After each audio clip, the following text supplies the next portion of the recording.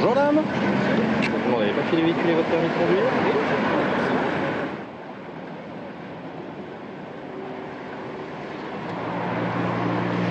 Merci beaucoup. Bonne journée madame. Un contrôle, tout ce qu'il y a de plus banal, mais qui s'inscrit dans un contexte qui, lui, est loin de l'être.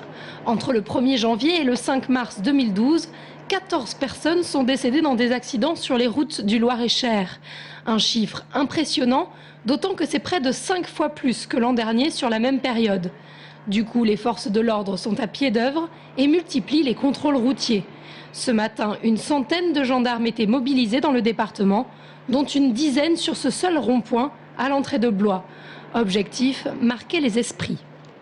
Forcément, avec des dispositifs coordonnés, avec des points de contrôle occupés par 10 militaires, les gens en parleront plus et les esprits seront plus marqués que s'il n'y avait que 2 militaires sur le bord d'une route.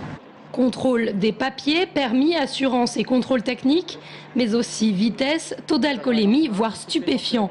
Tout est vérifié lors de ces opérations de lutte contre l'insécurité routière afin de dissuader les conducteurs de commettre des infractions. Des conducteurs qui se montrent d'ailleurs assez compréhensifs.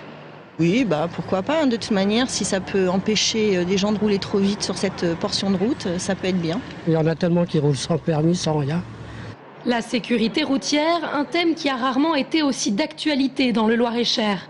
Et pourtant, les conducteurs pensent encore souvent que les accidents, ça n'arrive qu'aux autres. Malheureusement, les gens souvent sont concernés par la sécurité routière, soit parce qu'ils ont été touchés dans leur chair, ou soit parce qu'on touche à leur porte-monnaie. Et c'est ça qui est dramatique, parce que vraiment, il s'agit de lutter pour maintenir des vies.